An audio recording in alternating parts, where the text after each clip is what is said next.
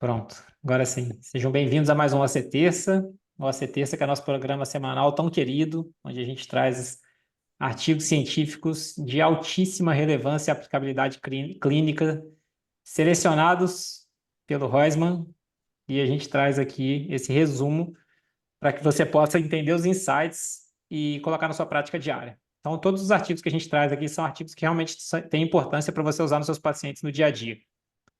Hoje a gente tem um convidado especial que é o Guto, Carlos Moreira Neto, lá de Curitiba. Obrigado por você estar aqui com a gente, Guto. A gente vai discutir um artigo sobre biomarcadores de DMRI, de atividade neovascular de DMRI. Não só de atividade, né? Biomarcadores de DMRI. E é uma revisão sistemática que foi publicada no Survey of Ophthalmology. Eu vou apresentar esse artigo e vamos, eu, Guto e Rosman, discutir esse artigo, que é bem legal. No final, eu tenho dois casos que eu quero pedir a opinião de vocês. São dois pacientes do meu consultório, dia a dia, vida real, casos que eu considero normais e ao mesmo tempo desafiadores, porque dependendo da opinião de vocês aqui, eu vou mudar a minha conduta. Então, eu quero ouvir a expertise de vocês todos que estão acompanhando o ACTS aqui para me ajudar na condução desses casos que eu vou trazer lá no final. Tá bom? Beleza. Oi? Nada. Só queria agradecer de novo o Guto de estar aí de roupa de centro cirúrgico, né? Participar com a gente aqui. Para a gente é uma honra. Para quem não sabe, o Guto é o presidente junto com o Duda, com o Luiz Eduardo, do próximo SBRV, que vai ser em Curitiba em abril do ano que vem. E eu vi uma mensagem hoje em algum lugar que já estão abertas as inscrições, certo, Guto? Correto. Primeiro, boa noite a todos aí. Obrigado, Badaró, Roisman, pelo convite. Tamo junto. É sempre muito legal acompanhar essa plataforma, esse projeto e a OC Terça.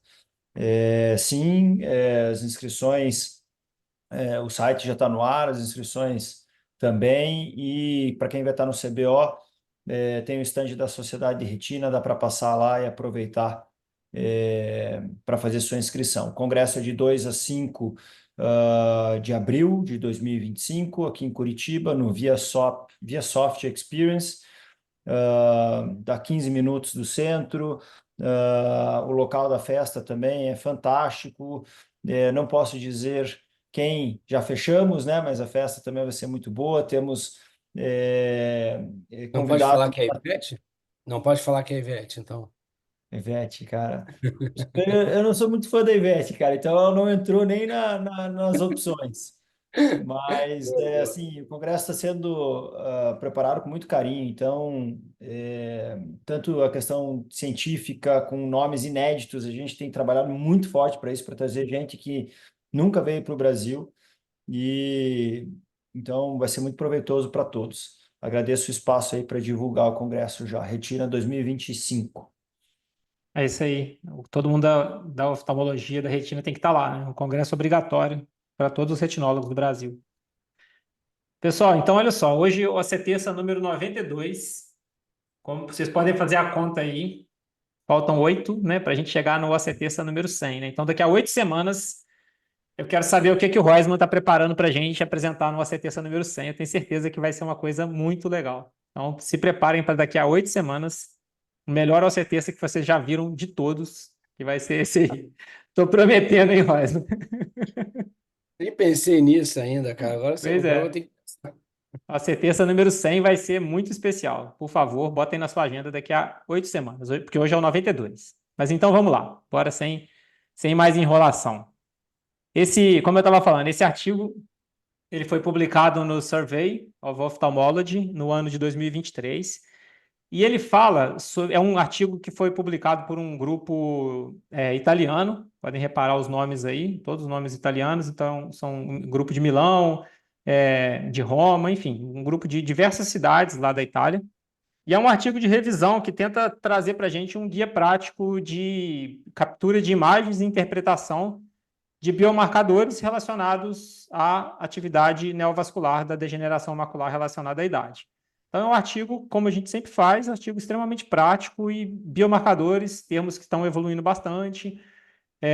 Cada hora a gente descobre um biomarcador novo que pode ter relação tanto com o prognóstico quanto com atividade da doença ou com não atividade da doença, enfim.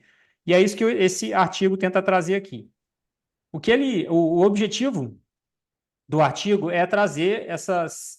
Deixa eu só reduzir aqui, para poder ver a tela inteira. O objetivo é trazer, então, diversos biomarcadores de diversas modalidades de exame diferentes, tá?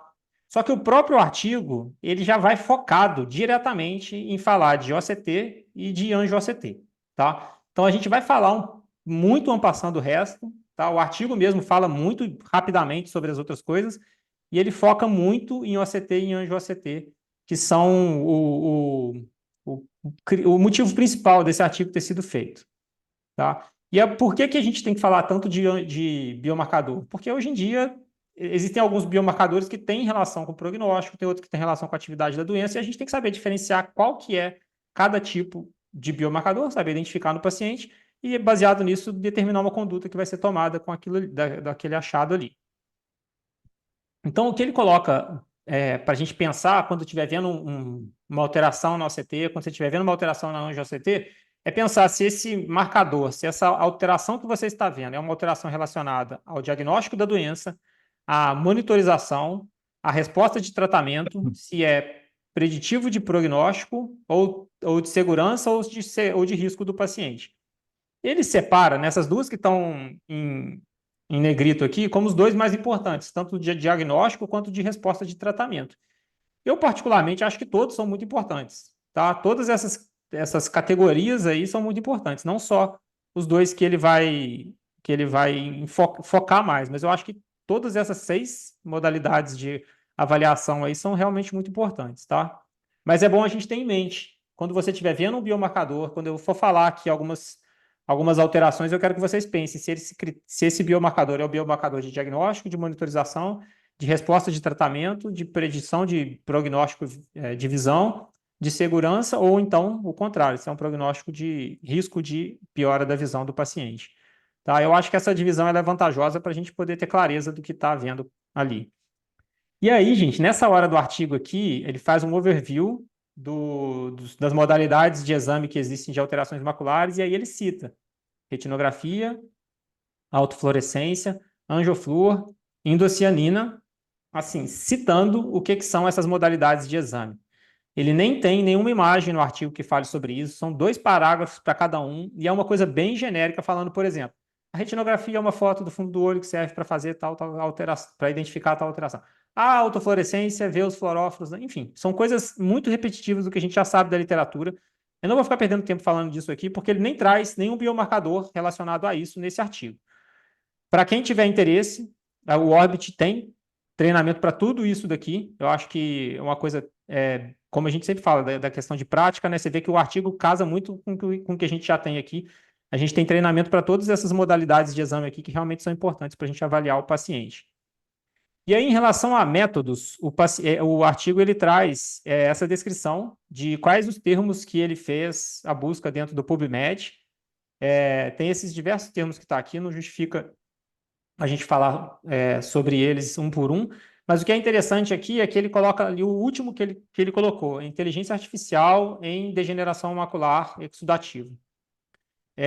Apesar dele ter citado essa modalidade aqui, né, de avaliação de termo que foi buscado no PubMed, eu já adianto que IA para DMRI, nesse artigo, foi também passado por alto de querendo dizer assim, estudos no futuro vão nos trazer respostas sobre o que a IA pode trazer na prática. Ou seja, por enquanto, nada do que a gente já sabe do dia a dia. Esse artigo não trouxe nenhuma informação diretamente relacionada ao uso prático de IA para acompanhamento de biomarcador de DMRI, tá? Então, já adianto a resposta lá. Eu estou falando essas coisas um pouco mais rápido porque tem tanta coisa interessante para falar sobre esses biomarcadores que ele deu ênfase, que essas outras coisas que ele não deu ênfase não é o objetivo desse artigo aqui. E aí eu trago, essas aqui são todas imagens que eu vou mostrar agora, são imagens do próprio artigo, e Rosman e Guto, se vocês quiserem ir dando opinião sobre esses biomarcadores à medida que eu for mostrando aqui, eu vou mostrando bem rapidamente todos eles, se vocês quiserem falar alguma coisa, fique à vontade. Então, o primeiro que ele fala é sobre edema intrarretiniano, não é um biomarcador novo, não é nada diferente do que a gente já conhece, áreas hiporrefletivas intrarretinianas que fazem com que a gente tenha aumento de espessura das camadas da retina neurosensorial. E uma das coisas é perda de depressão foveal e elevação da espessura da retina ali, que a gente consegue ver nessa região central, como essa elevação na região central da mácula, tá? É bem, basicamente isso mesmo que ele vai passar para a gente. Presença de exudatos Badaró, duros, deixa eu só, desculpa vamos te lá. interromper. Rapidinho, porque eu acho que tem gente aí, residente começando, fellow de retina também. Então, é importante diferenciar, né, o fluido sub do fluido intra em relação ao prognóstico, né? A gente tende a não tolerar o fluido intra, né? Ah, Diferente do fluido subretiniano, que se não está tendo tanta variação e não é tão alto assim, a gente pode vir a tolerar. Então, fluido intra, em resumo, a gente trata, tá? É, exatamente. Essa mesma imagem aqui tem vários biomarcadores, né? Eu estou citando, eu estou colocando como exemplo o que ele mostrou, propriamente dito, mas a gente tem stream, tem rotura de EPR, tem fluido sub, é uma imagem extremamente rica aqui da membrana neovascular. Enfim, essa outra, essa outra imagem que ele trouxe aqui é para exemplificar a presença de exudatos duros, que está associada a esses metabólicos subagudos ou crônicos que vão corresponder às células de micróglia ativada, e eles geralmente se depositam com mais frequência na retina externa, estão associados mais a doenças como, por exemplo, retinopatia diabéticas, oclusões vasculares, mas que também pode estar presente na DMRI exudativa. Esse terceiro biomarcador que ele mostra é a presença de espaços císticos intrarretinianos, e esse daqui eu já acho que vale uma atenção especial, porque faz diagnóstico diferencial com o biomarcador anterior que a gente estava mostrando, que é o edema intrarretiniano. E por que é muito importante a gente saber diferenciar? Porque esses espaços císticos eles não vão ter relação com a atividade neovascular da doença, e sim com uma degenerações crônicas da retina, que vão perdendo a capacidade de manter a arquitetura normal, e com esse rearranjo do tecido retiniano, acaba que a retina vai ficando esgarçada e fica com esses espaços císticos aí. Mas é importante a gente separar, geralmente, separar do fluido intrarretiniano, e geralmente o que a gente vê aqui na presença desses espaços císticos são esses septos, né? A gente consegue perceber esses septos bem delimitados aqui. Isso daqui é um sinal para a gente de que não é uma atividade neovascular propriamente dita. Mas, ó, só um comentário que é uma coisa interessante para a gente ver. Às vezes tem gente que tem dificuldade de. E não necessariamente é fácil também você definir se é uma degeneração cistoide ou se é um edema cistoide, né? E uma forma boa de você fazer essa diferenciação é que a degeneração cistoide ela tem um formato retangular. Se você for reparar em vários desses espaços, ele tem exatamente, ele tem um formato mais retangular, mais verticalizado, né? Enquanto o espaço cístico de fluido ele tem um formato mais ovalado, mais arredondado, né? Então aí tem atividade no cantinho ali no cantinho da esquerda da imagem. Então ele também tem edema intrarretiniano, mas essa meiuca em cima ali da cicatriz, ela é uma degeneração cistoide, né? Então é uma forma de você diferenciar, e diferenciar inclusive também de esquise macular, né? Eu já vi gente injetando, coisa e tal, naquela esquise que fica, sei lá, pós-peeling, por exemplo, que fica aqueles, né, aqueles espaços hiporreflectivos verticais, e é uma esquise, não necessariamente vai melhorar, pode ser que melhore alguma coisa se tiver fluido, mas não necessariamente vai melhorar uma esquise propriamente dita. Exatamente. Na verdade, aqui ele juntou dois, tá? É o shrim e a integridade da zona elipsoide. O que pega muito aqui, quem está acompanhando a gente, quem já assistiu alguma certeza já viu a gente falar da importância da zona elipsoide como prognóstico da acuidade visual nos pacientes com qualquer doença de retina. Qualquer paciente que tenha lesão da zona elipsoide vai ter um prognóstico visual pior, e esse biomarcador ele é importantíssimo para a gente pensar em prognóstico visual. A presença do shrim extremamente não, é inespecífica, pode ser relacionado a exsudação, pode ser hemorragia, Pode ser acúmulo de material viteliforme, pode ser a fibrose, pode ser neovascularização, pode ser várias alterações. O Schwinn não é o diagnóstico propriamente dito, mas sim a presença do achado.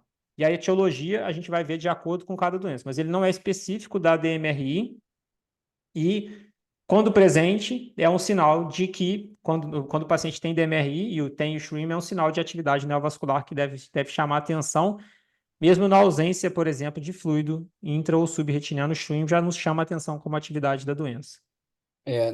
Na própria viteliforme secundária DMRI, você pode chamar aquele acúmulo de Schwinn até certo ponto, né? Porque Schwinn é um termo específico que significa material hiperreflectivo subretiniano. Então, material hiperreflectivo subretiniano não é um termo específico de nada, não é um termo específico. Então, você também pode falar que essa viteliforme secundária tem um Schwinn e obviamente, não está relacionado à atividade, né? Então, só para dar um exemplo.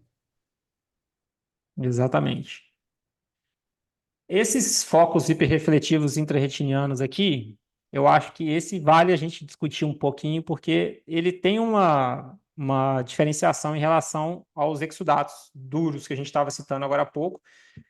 Ele não é específico de DMRI, várias doenças podem levar ao aparecimento dos focos hiperrefletivos, mas eles têm relação com progressão da doença, sim, tá? Tem relação com progressão da DMRI. Pacientes que apresentam muitos focos hiperrefletivos, eles têm uma tendência de evoluir com formas mais avançadas da DMRI, e os focos hiperrefletivos, eles vão estar localizados nas camadas externas da retina também. Então, é importante a gente saber diferenciar e identificar a presença desses focos hiperrefletivos. E o Badaró, na segunda corcova, né? Você tem um ponto hiperreflectivo bem acima do epitélio pigmentado, juntinho do epitélio pigmentado. Esse Esse? foco Isso. Se você repetir essa OCT, né, que eu sei que não é o seu, é do artigo, daqui a alguns meses, isso provavelmente vai estar um pouquinho mais para cima, é mobilização de pigmento do EPR, né? Tem um estudo correlacionando histopatologia com a Christine Curcio, que eu acho que quem quer fazer retina e faz, precisa ler os artigos dela, né? São fantásticos. A gente vai falar de outros biomarcadores aí mais para frente que ela trouxe, fez correlação. E ela mostrou exatamente isso, que é sinal de mau prognóstico, né? A chance desse olho vir a desenvolver atrofia, principalmente atrofia, pode desenvolver membrana neovascular, mas principalmente atrofia, e é só você raciocinar, né? O epitélio está perdendo pigmento, esse epitélio está morrendo. Então, é bonito você ver a evolução, né? Esses focos hiperreflectivos evoluindo pelas camadas da retina justamente pela perda de pigmento. Ô, Guto, desculpa, eu vou acrescentar uma coisa para o que você falou. Concordo, foi perfeito. E é interessante você ver como as pessoas às vezes estragam a nomenclatura, porque a gente, sei lá, 6 anos atrás, a gente chamava isso de migração DPR, né? Que é um termo que mostra o que está acontecendo e já faz você raciocinar no futuro. E aí, de repente, passaram uma régua e virou foco hiperrefletivo, que não significa nada, né? Então, você acaba juntando com o que acontece com doenças vasculares, etc. e tal. E aí já vira um balaio de gato.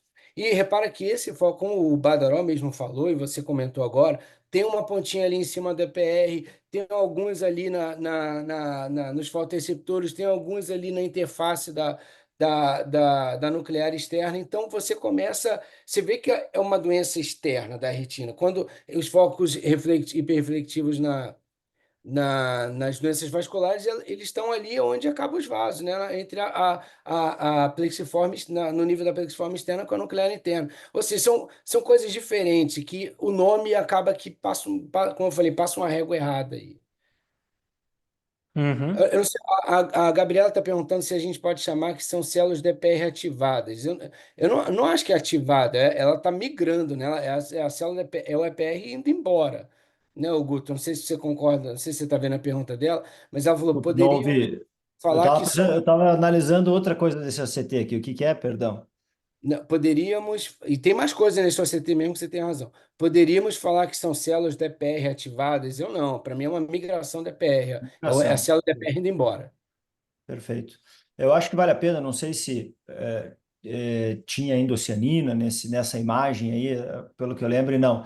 mas uma dupla corcova assim também é um sinal que pode ser diagnóstico e sugestivo de polipoidal, né? A gente não tem uma coroide tão fina assim também. Precisaria ter outras análises de imagem, mas não, a gente tem que pensar também num caso como esse devido à dupla corcova. É. É. Ó, você vê como você vai olhando o negócio, não para, dá para ficar no slide o negócio todo. E também tem como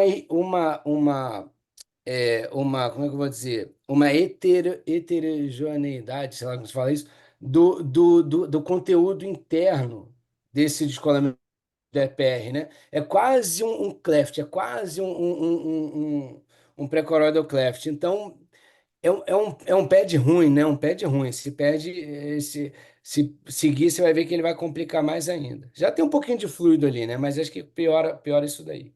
Uhum.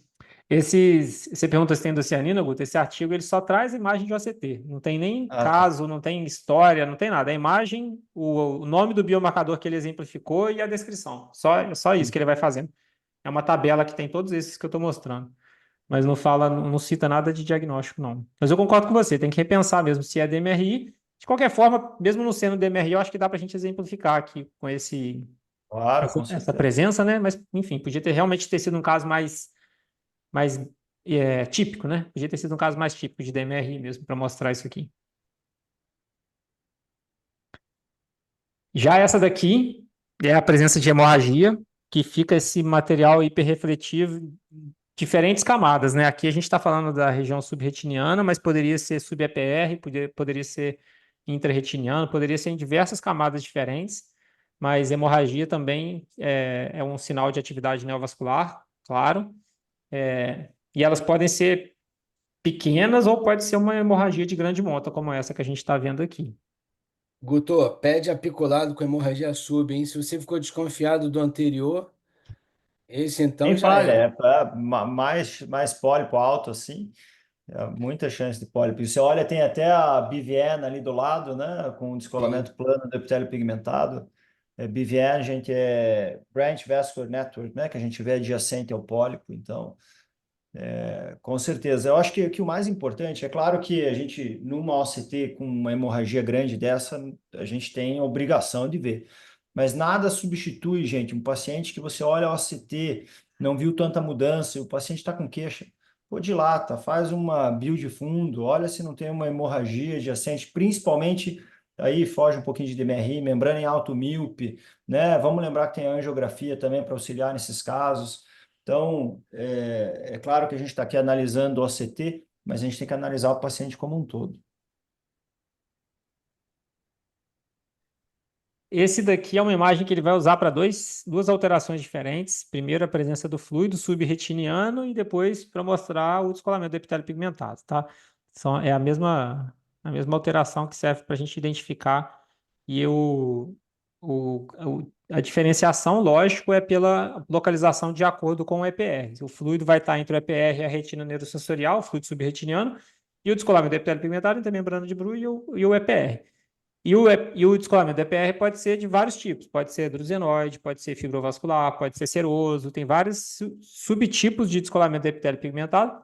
Aqui, a gente só vê a área hiporrefletiva abaixo desse epitélio pigmentado. Então, a princípio, um PED seroso. Algum comentário sobre PEDs? Tenho. Aí eu acho que ele deu uma roubada, porque eu acho que isso daí, com esse vítreo aderido, esse padzão seroso aí, esse coróide tamanho de um dedo de pé, eu acho que isso cara, eu acho que isso é serose. Esse cara tem 40 anos, tem Com esse 60, EPR isso aí já lavado nem. aqui, né? Sei lá, viu? Mas beleza, tá no artigo, vamos tocar o barco. É. Então tá aí mais um exemplo, já que vocês querem ouvir coisas polêmicas, né, se pode ser a DMRI ou não. A gente tem aqui um caso de, de rotura de PR.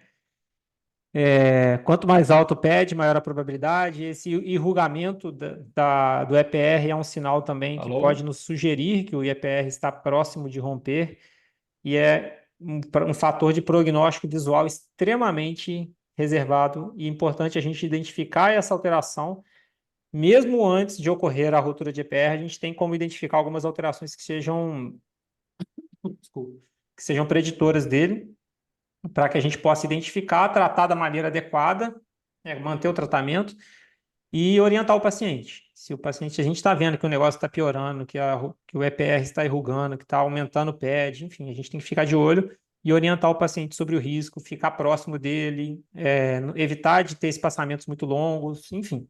E caso o paciente tenha uma baixa de visão aguda, a gente avaliar novamente para saber o motivo dessa baixa visual. É, em relação à ruptura, desculpe, travou aqui, eu não sei se chegou a falar ou não, né? Então, aqueles pads mais altos que você tem o material, como o Reisman estava falando, da refletividade dentro do pad, né? Quando você tem logo abaixo do epitélio pigmentado, a membrana neovascular em si, a fibrose, em si, aquilo, a chance daquilo tracionar e vir a romper o EPR é muito grande. E eu acho que a questão é você orientar o paciente. A grande maioria das vezes acontece após a primeira injeção, né? Rompe o epitélio pigmentado, pode sangrar e você tem que orientar que tem que continuar com a injeção. E a longo prazo a gente vê bons resultados. Em muitos casos isso está bem descrito na literatura. O que vale a pena é investir, seguir injetando nesses casos de ruptura do EPR.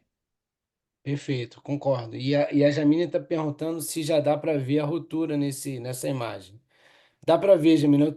O Badrão, mostra aí do ladinho esquerdo ali, do asterisco, você vê um restinho de EPR mais para a esquerda, mais para baixo para a esquerda. E aí, de repente, ele interrompe, ó, vai seguindo a EPR aí para a esquerda, Badrão, vai indo, vai indo, vai indo. Aí chega uma hora que ele para e interrompe ali, né? Então, ali, normalmente ele interrompe, ele engruvinha. E se você fizer uma autofluorescência de frente, você vai ver aquele sinal do D, né? Que ele rompe e fica arredondado para onde ele soltou e ele engruvinha para o lado da parte reta do D, né? Vamos dizer. Na imagem, a Ali está perguntando se na imagem anterior vocês observariam, não sei se é a rotura que ela está falando, mas na imagem anterior eu não vi rotura do EPR. O EPR me parece íntegro aí. Nessa daqui? É. Tá íntegro aqui, né? Seguindo aqui a Ah, na linha. imagem anterior, se a gente observa, se a gente trataria ou não, trataria, né? Tem fluido sub. Aí a questão é assim, Aí mesmo que seja A OCTA aí ia vir muito bem, né? Porque maravilha. mesmo sendo serosa, às vezes pela cronicidade, você pode ter membrana neovascular. E você tem um descolamento plano e irregular o epitélio pigmentado adjacente ao DEP seroso. Então, a OCTA aí vai ser determinante em você tratar com injeção ou fazer uma anjo e fazer laser. Perfeito, 100%, tá? Então não pode ser quiescente, porque é uma membrana quiescente, quiescente quer dizer adormecida, né? Então quiescente subentende que ela não tem nenhum sinal de atividade. Então quiescente não é. A questão aí é exatamente se tem membrana ou se é uma atividade, imaginando que é uma serose, que isso foi um palpite meu, mas imaginando que fosse uma serose, se essa atividade seria neovascular ou da serose. E aí eu concordo com o que o Guto falou, tem um descolamento irregular da EPR ali subfoveal, com conteúdo hiperreflectivo, sugestivo de membrana, e aí o ACTA mataria essa dúvida aí. E se tivesse membrana é para tratar com injeção. Perfeito. Esse outro aqui é a presença das tubulações da retina externa. Esse aqui, por favor, não confundam com fluido. Esse daqui a tubulação de retina externa já é um sinal de cronicidade, que representa esse fenômeno de involução, né, da retina externa ali. A gente tem essa área central hiporrefletiva com esse halo hiperrefletivo. Isso daqui não é sinal de atividade neovascular, tá? Isso daqui é só por atrofia da retina externa com esse EPR que vai acumulando de forma circular ali, e é bastante importante a gente diferenciar de fluido e das degenerações císticas também. Uma imagem interessante, cara, que eu não tenho aqui para mostrar, mas essas tubulações, a gente vê uma coisa assim, né? Transversal no CT, mas se você fizer uma imagem à face, não sei se vocês já viram alguma coisa parecida, né? Você vê um caminho, cara. É, Você vê os tubos vão ramificando. É um tubo mesmo, né? Uma coisa parece um é, PVC ali debaixo da retina. É legal de ver. Uma imagem à mas face. isso mesmo, exatamente. Tubulação em formato do anface é bem legal mesmo. Quando eu Você vê que falei é bem da, compatível aqui, né? Atrofia intensa da retina, não tem EPR nessa posição, EPR em gruvinha ali, faz um círculo e fica aqui, faz essa É. tubulação. E ela não é um círculozinho, né? Não é um local fechado só. Como o Rosmo está falando, você pega uma face, você consegue ver a tubulação mesmo andando ali. O Guto acho que ia é, falar. é, quando eu falei lá atrás de um biomarcador que a Christine Curso ajudou bastante, ou está tentando ajudar, é a tubulação retiniana externa. É interessante como a histologia ajuda nisso, né? Por que que tem essa parede branca? Eu sempre me perguntei. E aí para ela, tá? Isso é mitocôndria. Para ela é mitocôndria, porque na opinião dela, a zona elipsoide ela tem hiperrefletividade pela atividade da mitocôndria. E quando você tem tubulação retiniana externa, é a perda da integridade da zona elipsoide com a formação circular. E aí, esse anel que o Badaró falou é mitocôndria. Na opinião dela, isso faz algum tempo que eu li já, não sei se ela veio a confirmar, veio a se confirmar, mas foi a hipótese que ela levantou. E é sinal de mau prognóstico, normalmente para atrofia, como a gente está vendo aí. Exatamente. E por favor, não tratem, porque não é atividade neovascular. Essa daqui, essa hiperrefletividade subretiniana, uma cicatriz disciforme. Pessoal, se tiverem mensagens chegando aí, vocês ficam à vontade para interromper, tá? Vocês dois vão acompanhando aí, Ah, por favor. eu tô de olho, eu tô de olho. Então tá, porque eu estou escutando um barulhinho aqui, eu acho que é das mensagens. E essa daqui é o estágio mais avançado, né, da forma neovascular, que é a presença da fibrose subretiniana, essa hiperrefletividade com a extensa lesão da retina externa, destruição da zona elipsoide, enfim. Isso aqui já é o estágio final da DMRI neovascular, com essa hiperrefletividade. Acho que esse daqui é mais tranquilo da gente identificar também. E aí, trazendo, agora eu quero trazer umas. A partir de agora, eu acho que talvez seja novidade, pelo menos para a grande maioria das pessoas aqui, né? Que a gente vai falar sobre alguns biomarcadores de angio-ACT. Quando a gente fala de angio-ACT, fala sobre DMRI, são da MET, né? Tem tudo a ver uma coisa com a outra. Esse primeiro biomarcador que eu quero falar é sobre esses vasos ramificados, são esses numerosos capilares que ficam ramificados ali e emaranhados. Geralmente eles saem de um tronco principal, como a gente vê até aqui num tronco mais reto, né? Essas duas imagens são a mesma imagem, só que aí ele exemplificou, colocando a seta para mostrar o que que ele está mostrando aqui, para identificar o que que ele está mostrando. Rosman, algum comentário sobre isso? Não, não, por enquanto não. Vamos ver o que mais que ele vai falar. Tá, É, beleza. é, quando eu vejo isso, eu lembro que eu acho que foi mais ou menos a época que o Roisman estava lá nos Estados Unidos e o Coscas, acho que foi em 2015, publicou o uso da OCTA para fazer a identificação de atividade ou não da membrana.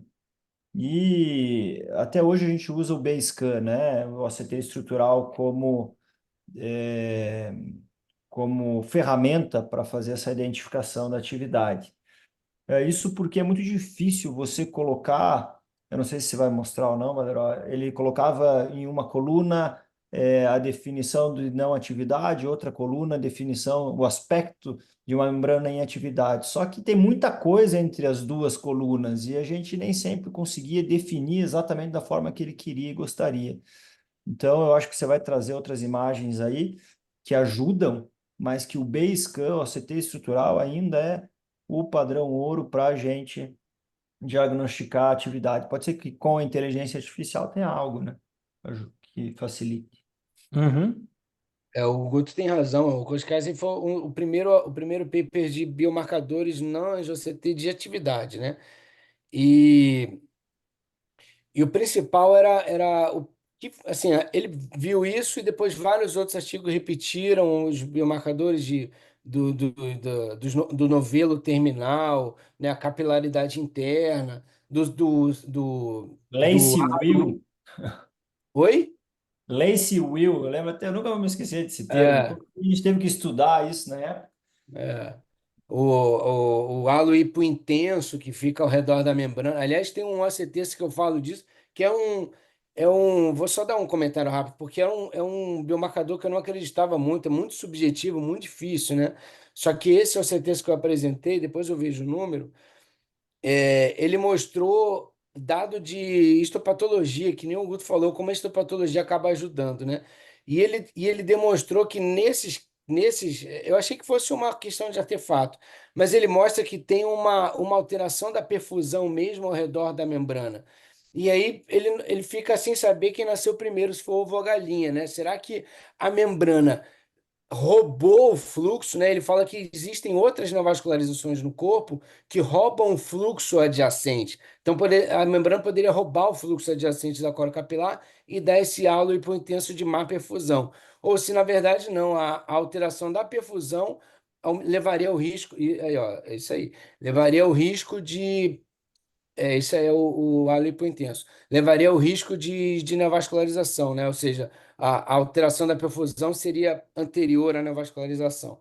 É interessante, e realmente parece que é verdade, né? Não é só um artefato. Aí tá bonito esse halo aí, né? É, exatamente. Foi até bom você já ter falado dele, já estou mostrando aqui a imagem. O comentário é exatamente esse que o artigo traz. É a possibilidade dessa membrana estar roubando o fluxo que está ali em volta e aí por isso dá esse halo escuro ao redor da membrana neovascular. Então, eu vou fazer uma pergunta para os dois aqui. É, vocês acham, porque na atrofia, quando a gente tem a autofluorescência analisando, a gente vê que tem hiperautofluorescência ao redor das áreas de sofrimento. Existem estudos mostrando também a análise da densidade vascular na coro capilar, também menor. Sinceramente, eu não lembro se, em casos em que você tem a membrana estabelecida, se você tem esse halo hipointenso, ele é hiperautofluorescente também. Ele Você gera um não, sofrimento epitélio pigmentado? Eu não lembro. Eu estou tentando relacionar as duas coisas. não tô lembrado, cara, mas eu me lembro que eles falam do epitélio pigmentado. A Júlia tá perguntando que artigo é esse, eu vou procurar rapidinho e já falo para vocês. Mas ele fala que o EPR também, eu me lembro mais ou menos assim, eu posso não estar 100% certo, mas ele fala que é diferente o EPR da atrofia e o EPR de quando tem membrana, né? O EPR da membrana é. Putz, como é que era mesmo? Ai, meu Deus do céu. Eu vou tentar ver aqui depois e falo, mas o EPR da membrana, a membrana preservaria o EPR, né? Tem uma relação com isso. Tenta, né? Está tentando. Seria uma saída para tentar É, salvar o EPR, né? Da isquemia. tentava tentando sair o EPR. E na atrofia é isso. Na atrofia, ele acha que a morte do EPR é anterior à atrofia. Que ele viu isso juntando com a histopatologia e autofluorescência. Acho que era isso. Na atrofia, a morte do EPR precede. E na membrana, sucede, né? Interessante. Esse halo aqui ele é interessante sim. E ó, eu vou só voltar um aqui que eu passei, mas essas anastomoses periféricas aqui também como mais um critério de atividade neovascular, com essas alças que a gente vê nas terminações dos vasos aqui, essas comunicações que tem na ponta da membrana, né? Como mais um critério também. É que se pega três apaixonados por OCT e OCTA, vai ficar falando aqui. A hora que você quiser É, interromper, você interrompe. Mas é que a gente vai lembrando de coisas que a gente leu e fez, né? O Edu Novaes participou desse artigo quando a gente estava em Boston e a gente usou aquela tecnologia que chama Vista. Então, para quem está aí e não sabe o que é, é uma análise relativa da velocidade do fluxo dentro desses vasos. E o que a seta está mostrando ali, esses capilares mais fininhos, eles têm uma velocidade mais baixa. Nos vasos mais grossos, nos trunk vessels, a velocidade é mais alta. E quando você trata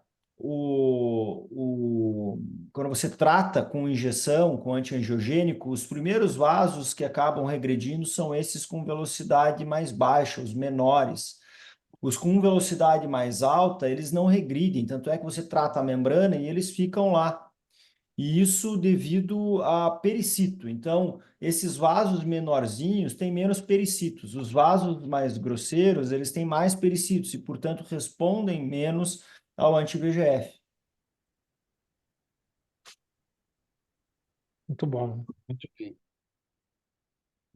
Bem, se alguém quiser olhar, a gente tem um Orbit tem um e-book de biomarcadores, tá? Se alguém tiver interesse em pegar, a gente, na verdade, esse artigo descreve alguns, mas a gente lá nesse e-book a gente mostra com exemplos de caso clínico, de multimodalidade, diversos achados de biomarcadores de Basecamp para demonstrar atividade neovascular e também da atrófica da DMRI.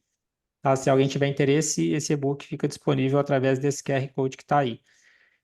E aí agora o artigo é isso, tá, gente? O artigo mostrou esses biomarcadores que a gente discutiu aqui. E aí agora eu quero ouvir a expertise de todos vocês, tá? Vocês todos que estiverem acompanhando, por favor, deem a opinião. Rosma e Guto também, né? Falem o que vocês fariam com esses dois pacientes que eu tenho dúvida aqui. Tá? São dois casos meus do dia a dia. Esse é um paciente, olho único, o outro olho ele teve uma cicatriz disciforme bem extensa, uma acuidade visual muito ruim no outro olho. Esse aqui é o melhor olho dele.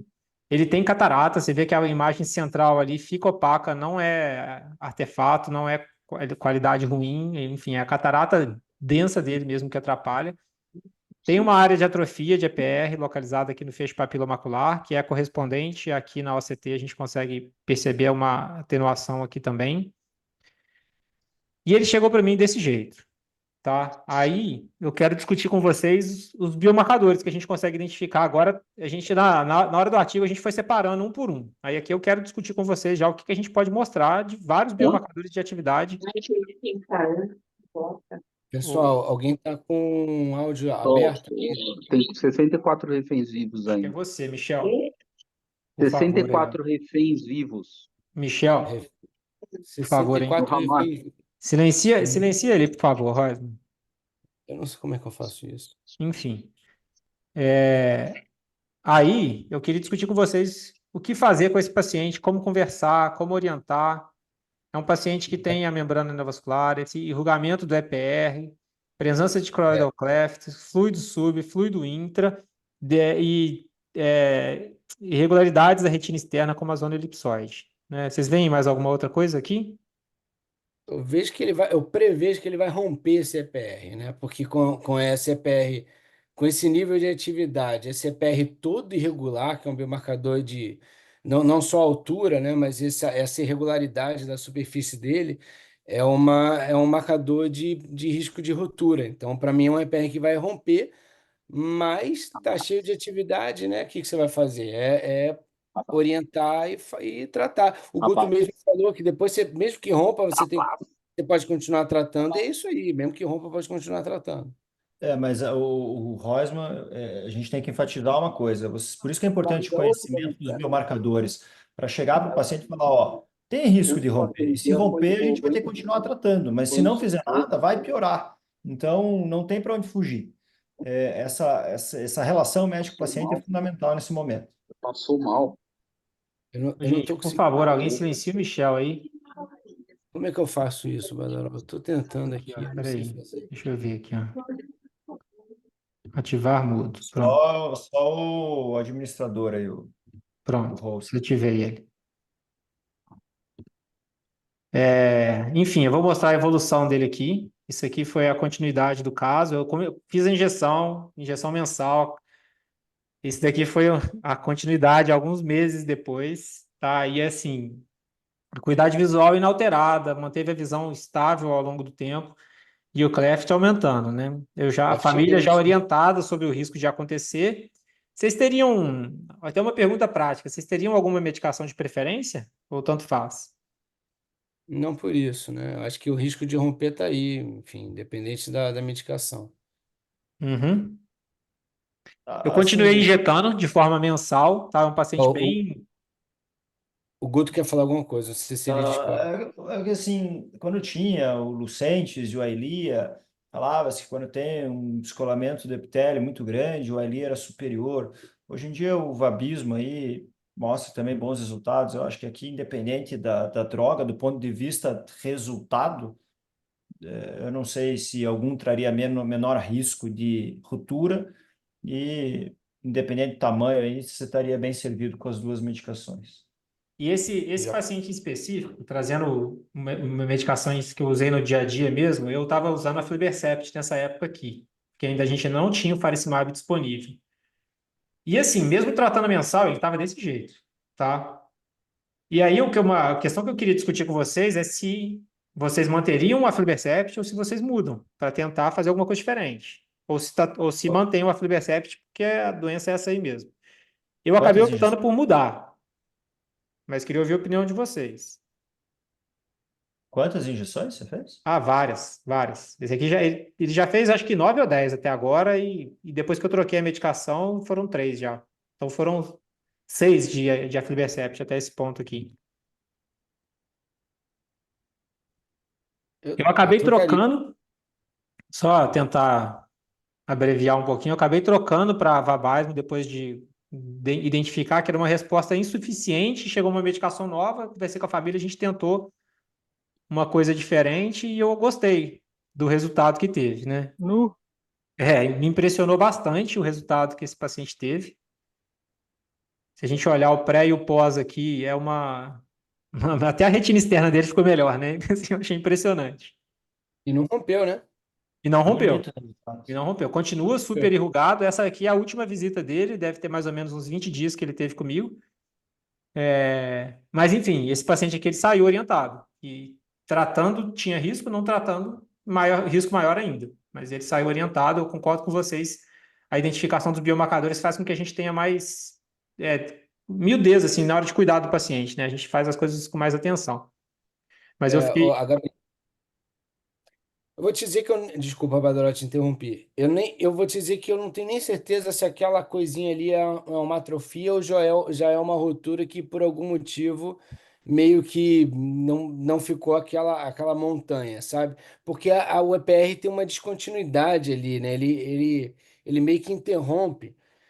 O que não mudaria, né? Se é uma atrofia ou uma coisa com essa atividade, você tem que tratar. A Gabriela está querendo saber se foi com uma injeção apenas do Vabage, porque realmente foi um resultado absurdo, né? Muito diferente do que a gente costuma ver. Ele tá com 3 agora, tá? Três, beleza. Eu não trouxe uma por uma aqui, mas ele tava eu fiz as duas primeiras, não fez diferença. Ele estava mantendo o mesmo aspecto. Da segunda para a terceira virou isso aqui. E o Olha que que só você que fez? interessante, né? E eu Ô, vou- você tava em Aflibercept, foi para Faricimab? Isso. Isso.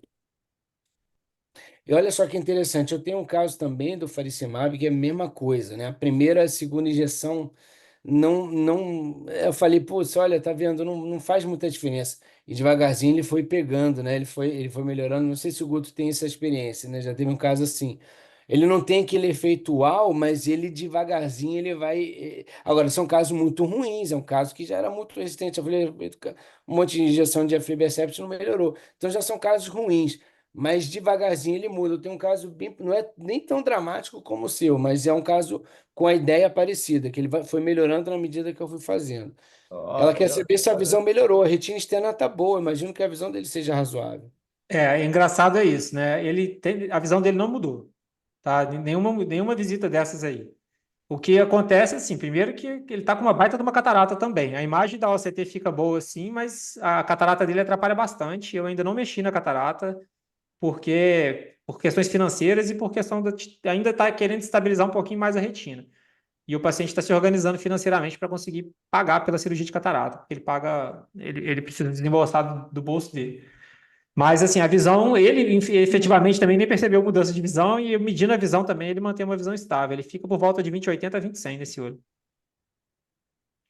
Eu Ó, acho que é o caso, é o caso mais bonito que o Faricimab, que eu vejo assim. eu também. Espetacular. Eu também. A Liz está perguntando se chegou a fazer o ACTA.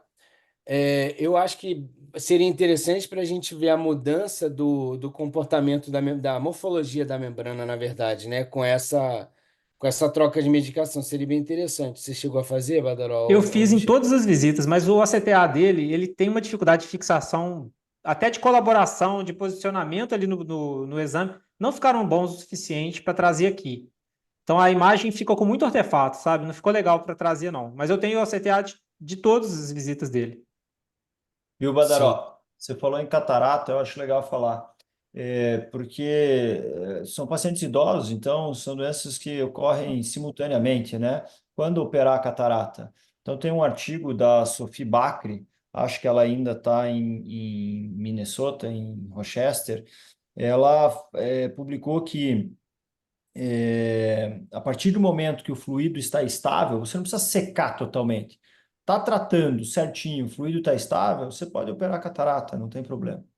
O Guto, o Rafa perguntou isso, né? Qual a melhor estratégia para mexer? Eu concordo, né? Se tiver sob tratamento, viu, Rafa? Se quiser abrir câmera, essas coisas, fica à vontade, tá? Mas se tiver sob tratamento e estável, não vejo problema também nenhum. Mas eu quero te jogar uma pergunta. O Rafa está perguntando se opera a catarata com uma injeção uma semana antes. Eu acho que eu seguiria o padrão do tratamento, né, o intervalo que estiver fazendo, e provavelmente eu faria entre a primeira e a segunda semana depois da última injeção. Eu me programaria para mais ou menos isso. Não Eu sei se vou ser você sincero com vocês, tá tratando no dia da injeção, eu faço a catarata e no mesmo momento a injeção. já resolve. Pronto, Eu ótimo. faço no É uma mesmo momento. excelente estratégia. Já mata dois. Mas a minha pergunta não era essa. A minha pergunta é se você vê um problema num paciente que tem membrana quiescente, nunca tratou, e operar a catarata. Não tem resposta certa para isso aí, cara. Às vezes você não precisa nem ter membrana quiescente, cara. Às vezes você precisa. Eu tenho um caso, eu já apresentei algumas vezes ele. Olho único também, e ela tinha drusa, na OCTA não tinha nada. E eu falei, pô, vamos em frente, operar catarata. Era uma catarata mais densa que essa. Pô, operei a mulher, porra, não ficou com esse DEP aí, mas. Puta, a mulher queria me matar, cara. E aí você Cara, eu vou vai, te falar. conversa, injeta. Felizmente, nessa hora, a gente tem que contar com um pouquinho de sorte. Ficou bem. Mas são coisas que a gente não tem como saber. Será da história natural da doença? Será da É, faco? É claro que a faco vai ter mediador inflamatório envolvido, enfim. Mas você não pode também ficar deixando de operar. É a relação médico-paciente, né? é isso aí. Eu vou te falar que eu não acreditava. A literatura é meio como é que eu vou Confuso, dizer? não tem. Contraditória, né? E eu, particularmente, não acreditava muito. Eu falava assim, eles ficam inventando, porque um outro piorou e não sei do que. Eu tive dois, cara. Eu tive dois que assim, operou, mas deu uma semana, doutor, não tô enxergando. Aí se fala assim, meu Deus, não é possível que essa mulher é uma semana. Mãe de amiga minha, colega médica, uma delas. Então, assim, hoje em dia eu vou te falar que, mesmo que concordo contigo, não precisa ter membrana aqui assim. Se tiver drusa, eu falo, ó, tem drusa aí, hein, ó. Ó, isso aí Olha, pode. ó, tem que falar. Gato escaldado tem medo de água fria, meu Isso. amigo. Não tá Tem que comigo, falar. não, não tá comigo, não. Eu já falo logo. Mas é legal saber que tem a membrana, até para a gente poder orientar o paciente, né? Sim. Você já explica antes que tem a membrana. E que tem risco de exsudação, enfim. Eu tive um recente, assim, igualzinho, tá, Royce? O paciente Então. voltou no 14º PO, falando que não estava enxergando, eu não entendi nada. Na hora que eu olhei fundo de olho, uma baita de uma neovascularização. Mas ela já tinha sido orientada antes, tá? Então isso me facilitou muito o tratamento. Ô Rafa, você que está vendo aí, que você que opera 250 cataratas por semana, você tem esse receio, não? Eu não opero catarata, não, pô. Eu não faço nem óculos. Faço injeção. Então, vocês que operam catarata, tenho sim. Eu tenho sim. Mas tem hora que você tem que enfrentar, né? Não tem jeito. Aí você tem que. Eu já jogo, você espera, você acaba esperando um tempo, mas chega uma hora que você tem que operar a catarata do cara. Não tem. Agora você já Ah, viu. Eu já É meto isso medo aí. que pode acontecer antes de operar a catarata. Aí você fala assim, ó, se acontecer, a gente trata. Você É vai, isso você vai aí. acontecer, tá operando, vai acontecer em algum momento se você operar também. Você vai ter as duas coisas. Isso Mas aí. é falar para ele, pode acontecer que quem tratamento, você vai ter que tratar. Agora, a dúvida é, se você tem essa membrana aquecente, se vai operar catarata e o outro olho é ruim, e aí? Opera catarata e pica remédio ou não? Com membrana quiescente, eu não trataria, só orientaria. Membrana O quiescente, homem da membrana aquiescente está aí, pô. não, não, isso aí é uma linha de Seu raciocínio. estudo mostrou, não era 20%, 30% que evolui? É 20%, 20%. Então. Não, não é 20% não, são 14%. Eu posso estar errado nos números, tá? Mas está entre Faz 15% e tempo já, nós 20%, estamos velhos já, faz tempo. É, mas já tem uns 5 anos isso daí. Mas sim, é uma porcentagem Eu estou grande que fazendo um pode. contraponto da cirurgia, né? Do estímulo da cirurgia. Será que. Não, é só elucubração maluca aqui. Isso não tem base científica para falar. Mas sei lá, será que mantendo por um período de tempo até imaginar que a influência. Por que que o cara desenvolve por conta da cirurgia? É inflamação, manipulação, inflamação cirúrgica. Alguém sabe disso? É o que o Por Guto que que falou, né? desenvolve? É Hã? o que o Guto falou, é uma suspeita que a atividade inflamatória que é gerada pela Pois é. cirurgia estimulasse, desencadeasse, né? Fosse o gatilho para aquilo ali E se complicar. você mantiver um tempo, tô chutando, tá? Nós estamos brincando de ciência aqui, ciência de padeiro. Se você mantivesse um tempo de proteção antiangiogênica nesses caras que já com essa membrana quiescente, um outro olho com uma cicatriz de ciforme já grande, e você tem que operar essa zorra dessa catarata, sei lá, não sei. É Não, empírico. é um raciocínio. Não existe essa resposta até onde eu sei, né? E eu acho que é uma pergunta até interessante para ser feita, viu? Acho que é uma pergunta bem, bem bacana de fazer. Mas não sei te dizer, cara. Não sei te dizer. Se eu tivesse lá em Miami, eu me proporia isso pro Rosenfeld, para ele fazer, que eu sei que tem 200 casos, dá para ter uma ideia de algum outro que tenha feito catarata nesse meio tempo, mas não sei te dizer. Não, mas beleza, parabéns aí, lindo caso aí. Aí, vocês querem Badaró, tem mais mais caso ou um. tá bom? Ou já deu horário? Quando começar a novela, das 8 acaba, viu? Então tá. Então você me fala aí. Uma semana. Não, mete bronca, Badaró. É rápido o outro? O outro é rápido, olha só. Esse aqui é um paciente com. Ele tinha drusas cuticulares, tá? Aqui não tá dando para ver tão bem, mas ele no outro olho ele tinha muitas. Esse aqui era um acompanhamento de longo prazo, tinha várias drusas cuticulares aqui. Há cerca de 2 anos atrás, ele apresentou uma neovascularização nessa região aqui. Tratei 3 injeçõezinhas, tranquilo, liso, resolveu, acabou o problema dele. Recentemente, ele voltou com uma nova queixa de baixa divisão, e aí eu vou mostrar. Ele é um paciente super presente, tá? Ele vem direitinho, não falta uma consulta, super disponível para fazer o tratamento. E aí ele tinha essa membrana neovascular no feixe papilomacular. A acuidade visual nesse momento aqui era 20/25, tá? Era uma acuidade visual muito boa, apesar dessa membrana estar ali justa, extremamente perto da fóvea. E aí o que a gente consegue perceber, olha só, você vê que a posição da hemorragia, a posição onde está o fluido intrarretiniano aqui, na hora que a gente faz a angiocT, é exatamente a posição da membrana e a gente vê aqui o halo ao redor da membrana, como a gente acabou de mostrar como um sinal de atividade neovascular. Paciente, como eu falei, super frequente, injeção mensal. Beleza. 2 injeções depois. Peraí. E peraí que eu pulei a imagem. Enfim, essa aqui que eu queria mostrar. Acabei pulando a imagem aqui. 3 injeções depois, ele estava com essa membrana bem menor do que estava aqui. Continuei tratando porque ele ainda tinha critério de atividade neovascular. E isso daqui, em vigência de tratamento, ele está desse jeito agora, tá? Ele está dessa maneira aqui. E volto a dizer, injeções mensais até hoje. E esse aqui é o aspecto fundoscópico dele, como ele está agora, tá? Esse aqui eu preciso da ajuda de vocês do que fazer, porque agora ele já está perdendo visão, já está 20/100 de visão. E esse eu quero pedir ajuda de vocês do que fazer. O Claudião está questionando se tem estrias. Não, eu não cheguei a reparar isso na. Bom, a turma está perguntando se tem estria e se trocou medicação. Estrias você fala? É, Não, não, não. acho Tem que não, não. acho que é degeneração, acho que é porque tem aquela fibrose ali e aí É. dá um aspecto, talvez. Não, não é estrias angioides, não, tá? É porque eu não trouxe as imagens do outro olho, as imagens antigas. Esse é um paciente que acompanha comigo há muito tempo já. Desde antes dele ter a membrana, ele já acompanhava. Enfim, não tem nenhum sinal de estria angioide, não. Ele trocou medicação ou ele fez só um remedinho? Ele foi. Ah, então, eu troquei o dele, tá? Eu troquei nesse ponto aqui, ó. Quer ver? Ele vinha respondendo bem quando ele estava mais ou menos com com mais ou menos não, quando ele estava com 6 meses de tratamento mensal, ainda com atividade neovascular, eu fiz a troca para o faricimab,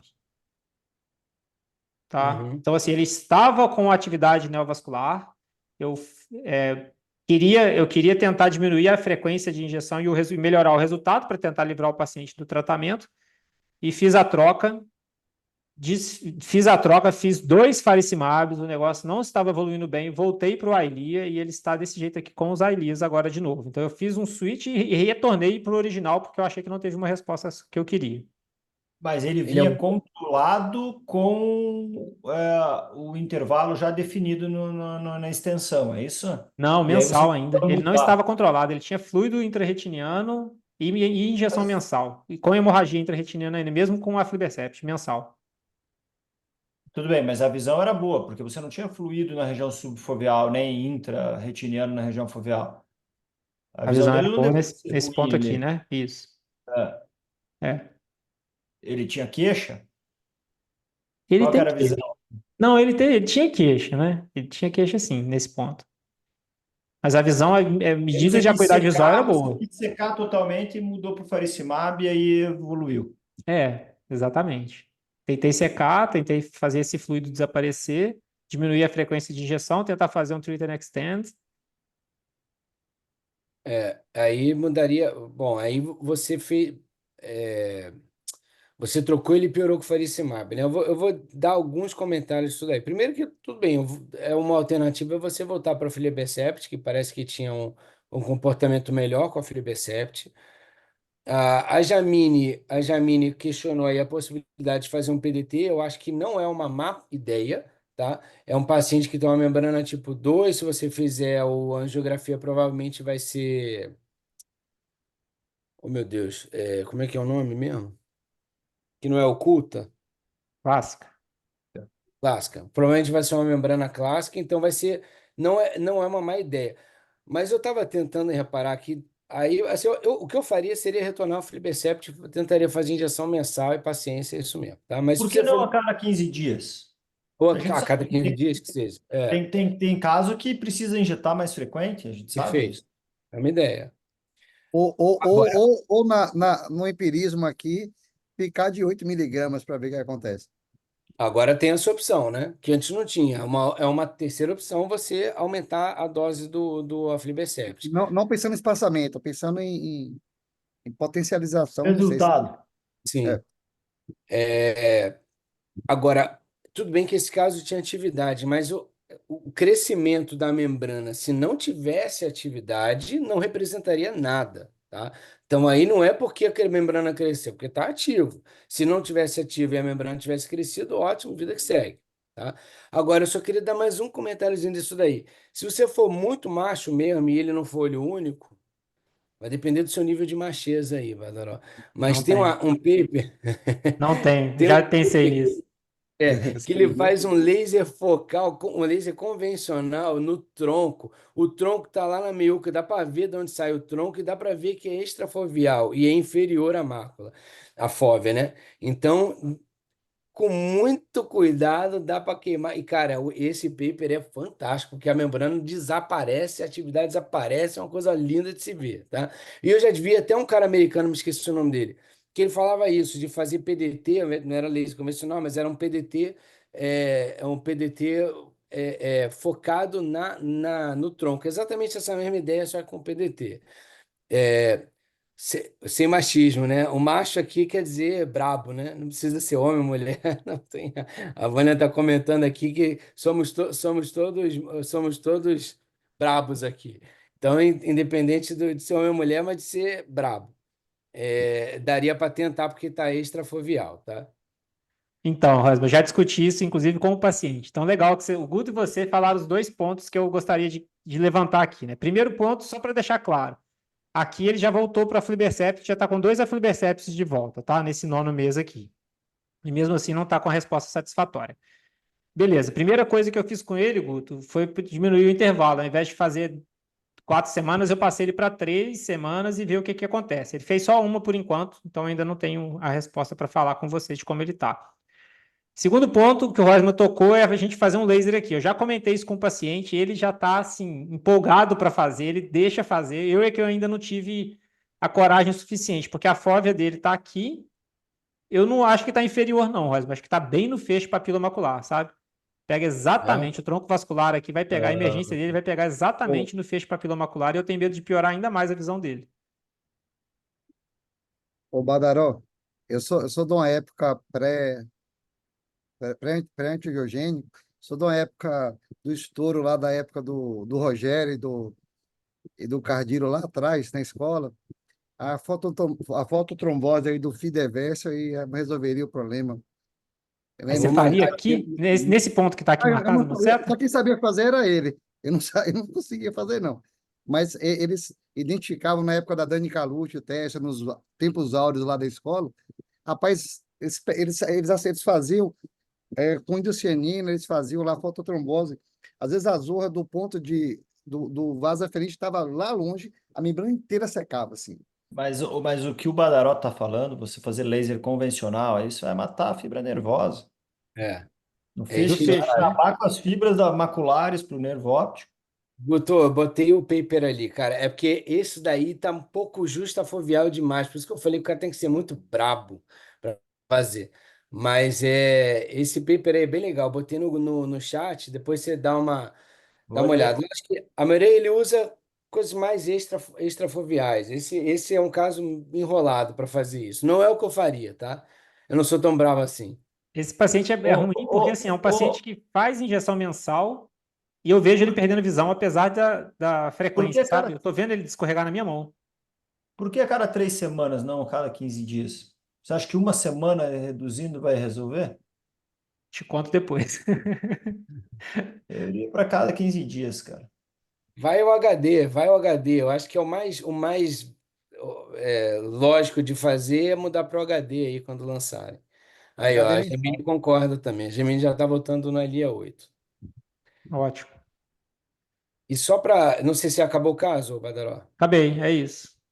Tá, eu já falei isso algumas vezes, mas eu acho que é uma coisa muito, muito interessante da gente pensar. Uma vez eu estava vendo uma aula do Bailey Freud, e aí ele tenta justificar por que que o líquido intra é pior do que o líquido sub. Alguém tem alguma ideia, não? Você sabe, o Guto Badaró? Porque o líquido intra, se a doença, a degeneração macular, é uma doença subretiniana, para o líquido chegar dentro da retina, como é que ele vai chegar dentro da retina, né? Exclui a membrana tipo 3, mas a membrana um e 2, como é que ela chega no meio da retina? Ela tem que atravessar uma retina externa danificada, né? E ele mostra que tem retina externa danificada em casos com fluido intra. Então ele justifica que talvez áreas de dano da retina externa que permitem que aquele fluido chegue no espaço intrarretiniano justificaria um pior prognóstico, né? Não é um líquido que nasce ali, ele alcançou ali porque tem lesão da retina externa. Não sei se é, se não é, ele mostra dado de novo histopatológico para comprovar o que ele fez. É uma aula excelente que ele deu, não sei aonde, 1 hora de aula também, foi meio que uma aula dessa comprida. E tem até paper dele disso, eu vou ver se eu acho depois. Mas que é Ele uma não linha de falou, raciocínio muito boa, muito, muito, faz total sentido para mim. ele não falou nada de fluido intra lesionar células da glia, lesionar célula de Miller, e aí você ter uma repercussão funcional muito maior. Eu pergunto isso porque se você for pensar, o fluido sub, ele não pega a célula de Miller. A célula de Miller vai da limitante interna até a limitante externa. E Mas quando esse, você tem fluido intra, você tem. E com lesão de célula de Miller, cara, a retina vai pro pau mesmo. não, a retina vai, mas a célula de milha, ela não tem tanta função visual, né? Ela é mais estruturação, ou não? A estruturação, mas sem ela, o Não. resto é um efeito cascata, né? Pelo que eu me lembro, era dano na retina externa que faria com que esse fluido atravessasse. Eu vou ver se eu. Que agora para achar isso daqui em um minuto vai ser difícil, mas depois eu mando nos No grupo grupos do aí Orbit do Community lá. Orbit, pronto. Eu vou ver se eu acho e mando nos grupos aí, mando pro Guto também. A gente revê isso daí. Muito bom, gente. É isso. Obrigado Bela pelas discussão, hein? opiniões. Hum? Bela discussão. Obrigado. A gente discutiu bastante coisa do artigo, né? Colocando aqui em prática nesses pacientes. Obrigado pelas opiniões, Rafa, Guto, todo mundo que mandou comentários aqui. Eu não consegui ler os comentários porque eu estou no modo apresentador, mas obrigado por vocês terem participado, tá? Essa discussão ela sempre fica disponível para quem faz parte da Orbit Community, assim como todos os outros conteúdos de todos os OCTs que a gente já fez até hoje estão lá organizados por tema, de acordo com o que vocês precisam, querem assistir. Então, quem quiser assistir os OCTs antigos, assina a Orbit Community que tem tudo lá. Depois eu apresento esse outro aqui, tá? Maravilha. Valeu, Guto. Obrigado aí. Obrigado É, por gente, ter, obrigado, ter vindo aí. abraço. Tchau, Obrigado, tchau. Gus. Obrigado, Rafa. Boa noite para todo mundo, gente. Até mais.